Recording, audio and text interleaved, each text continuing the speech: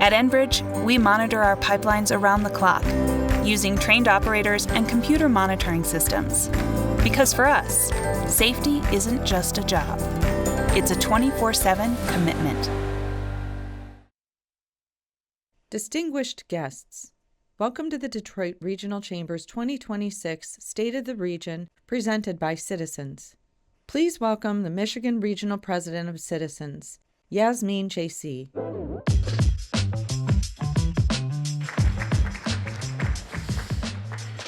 Good morning, and thank you for being here today. Citizens is once again proud to partner with the Detroit Regional Chamber to bring you this year's State of the Region report.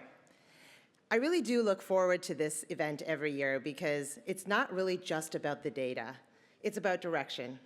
It helps us understand where our region stands today and where focused collaboration can have the biggest impact tomorrow. Before I go any further, I'd like to recognize Sandy and the incredible team at the Detroit Regional Chamber for the tireless efforts they put in to making sure that we get this report every single year.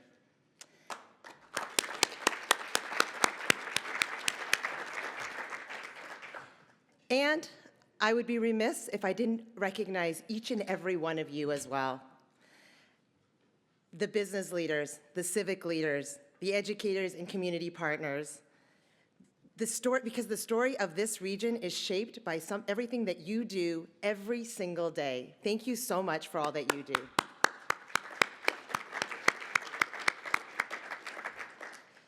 This year's report offers a clear-eyed assessment of the Detroit region's position, and Sandy will discuss that in more detail in a moment. But it's mixed, and there are some real challenges. We trail many of our peer regions in areas like population growth, per capita income, and educational attainment. As a major trade hub, we are uniquely vulnerable to the fluctuating tariff policies. And as you all know, too many people across our region are feeling their cumulative effects. Those realities deserve to be named plainly because progress is about being honest with ourselves. But here's the part of the story that gives me confidence. While the report highlights challenges, it underscores our resilience. Regional employment, inflation, housing affordability, and home ownership remain competitive strengths for this region. Business formation remains robust, and venture capital investment is actually rising. Michigan continues to stand out nationally for our business-funded research and development supported by world-class colleges and universities right here in our state. Taken together, the data tells something that's important. There's work to be done, but the building blocks of progress are in place. The report should not be a verdict, but a catalyst. The data should not discourage us, but rather it should sharpen our focus. It tells us where we need to double down, where we need to work differently, and where collaboration will move the needle. And importantly, these rankings aren't fixed. They're fluid. And with the right steps, they can change. At Citizens, we believe strong economies are built through partnerships. No single institution, no industry, or sector can resolve these challenges alone. Progress happens when businesses, government, education, and community organizations are all rowing in the same direction. Through my work on the state's Workforce Development Board, I have seen how this type of collaboration does work and turns into opportunities. Through initiatives like the Michigan College for Credit Apprenticeship Program, launched by Leo and the board, in partnership with Michigan Skilled Trades and Michigan Community College Associations, it shows that progress can be done. Another example of this collaboration is the Citizens Partnership with the Chamber Foundation to support K-12 healthcare pathways, which is a regional sector-based collaboration designed to address anticipated talent shortages. These kinds of collaboration are exactly what the moment calls for. And at Citizens, we take our role in that ecosystem pretty seriously. We have served businesses and families across Michigan for years, helping clients navigate uncertainty, which is beginning to feel like a little bit like the new normal, invest for growth, and plan for the future. And beyond banking, we are committed to supporting workforce development, financial empowerment, and inclusive growth across the Detroit region through amazing partnerships with local organizations like the Chamber and other institutions. There is uncertainty ahead, and none of us should underestimate the work that needs to be done. But I am optimistic because this region knows how to build, this region knows how to innovate, and this region knows how to lead. We have the talent, we have the infrastructure, and we have the institution, and above all, we have the grit to get it done. And in my belief, the secret sauce, we have the people across our community who care deeply about getting it right. If we use this data in the way it was intended, not as a scorecard, but as a shared reference point, it can help us turn potential into lasting opportunity. Thank you again to the Detroit Regional Chamber for your leadership, and to all of you for the role that you play in shaping our future of our city and our state. At Citizens, we are proud to stand alongside you, and we look forward to continuing this work together. Thank you and enjoy the program. Please welcome the President and Chief Executive Officer of the Detroit Regional Chamber, Sandy Barua. Well, good morning. Good morning, everyone. Delighted that you have joined us yet again for the 12th Annual Detroit Regional Chamber State of the Region event. We are so appreciative that you take time out of your valuable day to spend some time with us. I'm going to do some really quick introductions. First of all, we have a lot of my bosses, the board members of the Detroit Regional Chamber. If you could all stand up just for a second, please, and be recognized, board members. Thank you. So just remember on your way out, give them each a $20 bill, tell them the nice things about me, performance evaluation time's coming up. I also want to recognize three really close friends and colleagues, peers that I get to work with on a regular basis. Steve Gregorian, there you are, Steve. Tony Michaels from the Parade Company, and Brian Calley, our former Lieutenant Governor from SBAM. Thank you, three of you, for being there. And Mel, thank you for representing the governor today. So I want to recognize first, as we get rolling, that events like this certainly don't happen without our amazing sponsors. And of course, we start with Citizens. Yasmin and the team at Citizens, I think this is your 5th year making this report and event sing, so thank you so much. But also, I want to thank our dear friends at Blue Cross Blue Shield of Michigan. They have done so much for us and this region over the years. And our regional level sponsors, Enbridge Energy, the Farbman Group, Roy Smith Company, and Verizon. And finally, I want to give a special shout out to Creative Day Technologies. Creative Day is a longtime friend and vendor. If you go to the Mackinac Policy Conference, the reason why that thing is as glittering as it is because of our friends at Creative Day. So a round of applause for all of our sponsors and supporters. So as you know, you're going to get a lot of data from me, and Yasmin did a nice job kind of previewing some of it. But you're also going to get some incredible thought leadership. We have with us once again renowned financial journalist, CNBC, NBC alumni, Ron Insana is in the house. Ron, thank you so much for being with us today. We look forward to your remarks. And joining Ron will be our friend Ty Steele, the evening anchor at NBC Detroit, Local 4. Ty, we're delighted to have you. And then we're going to have a panel of board members, including Dennis Archer Jr., Anthony Chang, Yasmin Jaycee, and Trevor Lauer to kind of round out our program today. So we take data and research super seriously. And our research and data team is led by Kristen Lucas, who's probably somewhere in the back with Ostea, her sidekick. They do an amazing job. And it's not just the State of the Region report.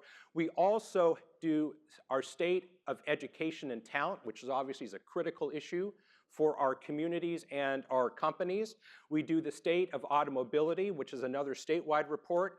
And while all the data that you will see is fully vetted, very credible data, we are proud to work with a handful of organizations on a daily basis on our research and data efforts. And that is the Federal Reserve Bank of Chicago, the Gallup organization, our statewide polling partner, the Glenn Gariff Group, and the University of Michigan. We couldn't have better data partners.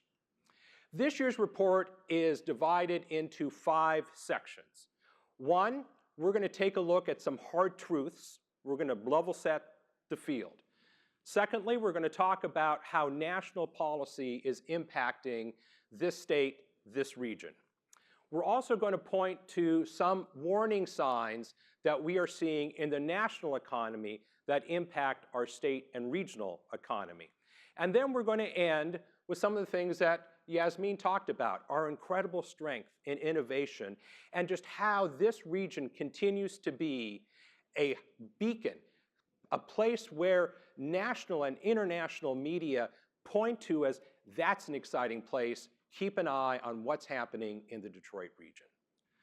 So when we talk about the house being on fire, we're trying to give a very clear message to leaders like you, the media, and frankly the citizens at large, that if we don't know where we really stand on some key metrics, we're really not going to know how to get where we want to go. So take a look at the blue bubbles on this slide. Where do we stand on the percentage of adults in this state with a college degree? Well, we're 33rd out of the 50 states. 4th grade reading scores, we're 44th out of the 50 states. Our unemployment rate, we're 45th out of the 50 states. Per capita income, we're 40th.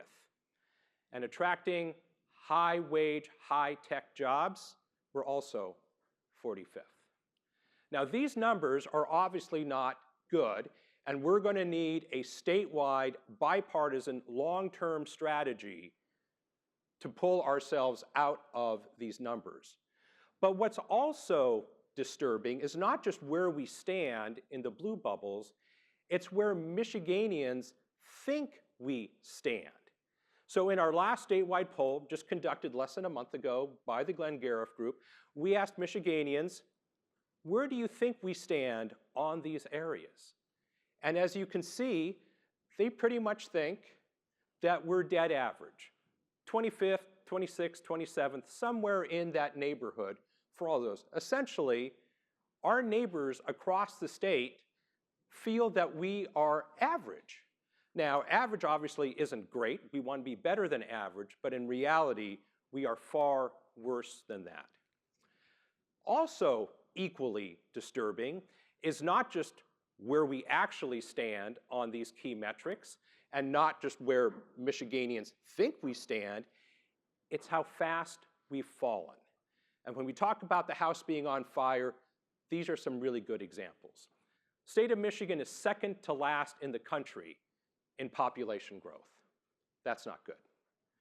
Since the year 2000, just the year 2000, 25 years ago, okay, I'm old, 25 years maybe doesn't seem quite so long ago, but since the year 2000, we started at 16th in 4th grade reading, and we dropped to 44th just since the year 2000. Per capita income in the year 2000, we were 18th, now we're 40th. These are steep drops that have never been seen elsewhere in the nation. Let's stick with per capita income for a minute. Just as recently as just before COVID in 2019, you can see here that the Detroit region's per capita income was essentially right on where the national per capita income was. Not a great number. We obviously, again, want to do better than average, but a decent number. Fast forward to today, that gap has grown to over $3,100. And had we kept our 18th place standing in per capita income, that would equate to, on average, $8,000 more per year for every Michiganian. $8,000 more a year. Job growth, in the last 5 years, we've managed, on average, 1% job growth a year. Now, certainly better than a negative number, but look at places like Austin and Nashville. And year over year, we grew 0.5%. GDP, the average for the country, 2.4%. Our GDP increase, 1.4%. Again, these are numbers that mean that we can do a lot better, and frankly, we need to do a lot better. Unemployment rate, a little bit more mixed. Economists, even today, generally agree that an unemployment rate below 5% is good. It's good, it's solid. And we are under 5%, good news. But again, when you look at where Indianapolis is, where Austin is, Nashville, other places, we certainly shallow against some of our key competition spread out across the country. Labor force participation rate, there's a reason why we don't serve cocktails before this event, because this is the kind of number that would make you go get a gin martini. Our labor force participation rate is terrible, 64%, far below the national average and certainly far below our regional peers across the country. This is a terrible, terrible number. So let's turn and look at national policy and how that's impacting us. So our friend Austin Goolsbee of the Chicago Federal Reserve Bank has said before, and it says frequently, that Michigan is the #1 state disadvantaged by current national trade and tariff policy. Now, the goal is, from Washington, to bring more manufacturing back to the United States. This is a goal we should all agree on, especially a state like Michigan that has excellence in manufacturing. But so far, those results have not come through as hoped for. If you look at just our region, these are regional numbers up here on this screen, our exports are down 12%, but our imports are up 2.4%. That's kind of the opposite of what we were obviously hoping to achieve. And our overall trade activity is down $17 billion year over year. That means jobs and income, because we are such a trade-dependent state. And look at the number here in China. Chinese imports are up 67%. It's kind of the opposite again of what we were hoping to see. And Canada is not just our neighbor, it is critical to Michigan's economy. And I just quoted my friend Glenn Stevens. $15 billion in annual exports to Canada from this state alone. They are our #1 trading partner, they're our #1 friend, and the relationship is probably the worst it's been in 100 years or more. Let's take a look at the automotive sector in particular. Turn your attention to the lower left in the green. Global automakers have spent $35 billion on tariffs alone. That's $35 billion that the auto industry has paid in tariffs that has not gone to shareholders, employees, R&D, or anything else. Just $35 billion right off the top. The bigger number, $50 billion, that's the amount of stranded capital of just the US automakers due to the shift in electrification policy. So we're approaching $100 billion in the auto industry alone that has been shifted from productive capital to non-productive capital in the industry that we call a signature. So manufacturing jobs, we talked about just a second ago. Well, here are the numbers. Across the country, 156,000 fewer manufacturing jobs than there were a year ago. And in our little corner of the world, right here in the Detroit area, it's almost 3,000. And these big numbers I was talking about with electrification policy changes and tariffs and trade policy, look what that does to the profit sharing checks of the Detroit 3 automakers. And we all know how important those profit sharing checks are and what it does to drive our regional economy when those workers get their $12,000, $10,000, $15,000 checks. This year, GM and Ford, those numbers are going to be a lot less. Stellantis is going to go to 0. So, signs that our economy is slowing, not that we haven't made that point clear already. So, Chief Executive Magazine surveys CEOs across the country every year, and in every January they ask for their outlook for the year to come. Just in January when they did that, they saw the biggest drop in CEO confidence for the year ahead that they've ever recorded since they started this survey many, many years ago. So CEOs are skittish. Let's look at workers. According to our friends at Gallup, look at this X chart. Super dramatic. Go to the lower right, 28%. That's what people say today. 28% today, workers say it's a good time to find a good job. Go back as recently as 2022, and that number was 50%. And of course, 72% today say now is a bad time to be looking for work. So workers are skittish. Let's look at consumers. We're all consumers, right? The University of Michigan Consumer Sentiment Survey just recorded its lowest number ever. Now, we all know why. We all shop, we all buy things. We all know the impact of today's prices on our pocketbooks. Even though inflation is kind of moderating, it was moderating year before last, and now it's kind of up and down a bit depending on what's happening across the globe. But let's take the 5 years prior to COVID. The cumulative inflation rate was 7%. The most recent 5 years post-COVID, 24%. Coffee alone has gone up 124%, and in my mind, that should be illegal. There are important things out there that we need to defend as Americans, and overpriced coffee is one of them. Obviously, new vehicles, we know that, up about a third, but vehicle insurance is up over 50%. And parts and maintenance on vehicles is also up about 35, almost 40% as well too. So when we talk about the affordability crisis in the automobile industry, which matters to us deeply, these are the numbers that prove that out.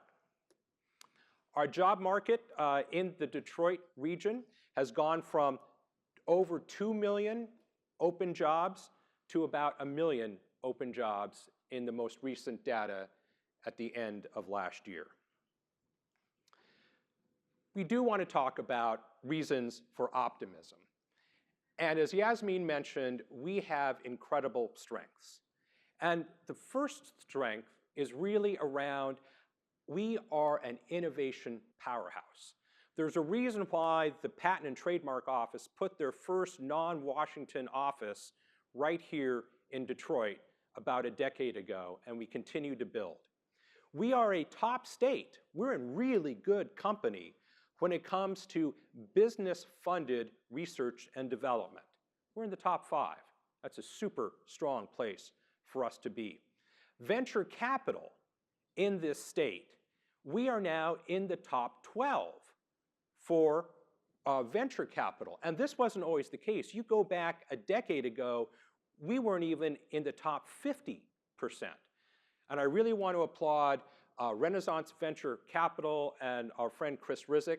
He has really helped drive venture capital in the state of Michigan to great effect. We also are the home of 4 R1 universities, the top research ranking of universities, and we have 4 in our backyard here in the state of Michigan. This is an incredible feather in our cap, and it drives incredible innovation, research, and talent attraction to the state of Michigan. One of the things that we're trying to do to kind of capitalize on this innovation advantage that we have is working with the University of Michigan and the other R1 universities and some other key partners, including Richard Florida, the renowned urbanist who is now going to be part of the Chamber team as a fellow. We are working together to kind of get a more cohesive innovation corridor from Ann Arbor to Detroit and eventually to Windsor and Toronto, because as most of us know, some of these innovation ecosystems that have been developed, Austin, Boston, Seattle, Silicon Valley certainly, grew up kind of organically, not completely organically, but largely organically. What we're seeing here is that we have all the right puzzle pieces. We just need some elbow grease to kind of fit these pieces together so we can really capitalize on the innovation assets that we have. And I'm really excited about this project. It's not going to happen tomorrow, but it's a great project that we think is going to pay real dividends as we go on. The other thing that I've been super excited about really since COVID is that new business startups in the region and across the state of Michigan are on fire. More people are starting new businesses at a record rate far above the rate of the national average. Now, why is this important? It's important because if we remember coming out of the Great Recession, 2008, 2009, 2010, we were wondering, it's like, why is this recovery taking so long? And there were several reasons for it, but one of the main reasons for it is that coming out of the Great Recession, we did not create new businesses.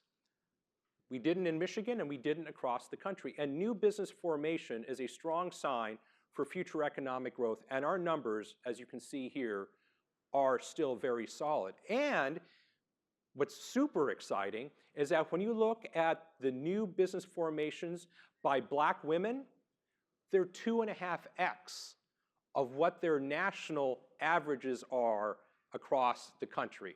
That's great for equity, but it's also great for the future of our economy, and we're super excited about both of these numbers. We're going to talk data centers. I'm looking forward to having a conversation with my friend Trevor Lauer from DTE Energy about data centers, but data centers are going to be a critical piece of what this state and this region needs to do to basically power all of this innovation. Because if we don't have the power, then we're not going to create the innovative companies. They're not going to come here. And we need to accelerate this growth. Now, we are catching up, and we do have some good news to share about that. But when you ask Michiganians what do they think about data centers, the answer is that they really don't know. 66% in our last statewide poll said, I have no opinion about data centers. And we need to do a better job. Organizations like ours and others, we need to do a much better job educating our fellow citizens about the importance of data centers, what they do, what they don't do, and why they're absolutely critical to our future economy. And finally, let's just take a minute to celebrate all that continues to be good in this region and in this state. We are still the place where the national and international media look to and point to and say, great things are happening in Detroit and in the area. I mean, we are all still off the high of things like the NFL draft coming here, the great events that Tony Michaels and his team put on for the community, like the fireworks and the parade. I mean, we have so much positive energy here, and it is continually recognized by the national media. We have critical infrastructure projects that are coming to fruition. Yes, there's some controversy or some commentary about the Gordie Howe International Bridge. Folks, I tell you that bridge will open this year, I promise it. We are not going to have this fully built piece of international infrastructure not opening. It's just not going to happen.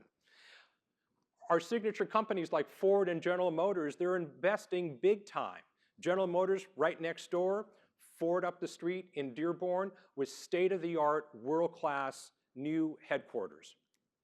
And of course, the Hudson's building right next door. What an incredible, incredible facility that is and what it's going to be. I'm really excited about the Edition Hotel that we're going to get. We're going to get a Danny Meyer restaurant. I mean, this is going to be super, super cool. And what a signature it has added to the Detroit skyline. And our momentum continues in so many different ways, big and small. We continue to make news, frankly, in all the right ways. And I'm not just talking about our sports teams, although there's a lot to celebrate there as well. And then we had this new element of innovation centers.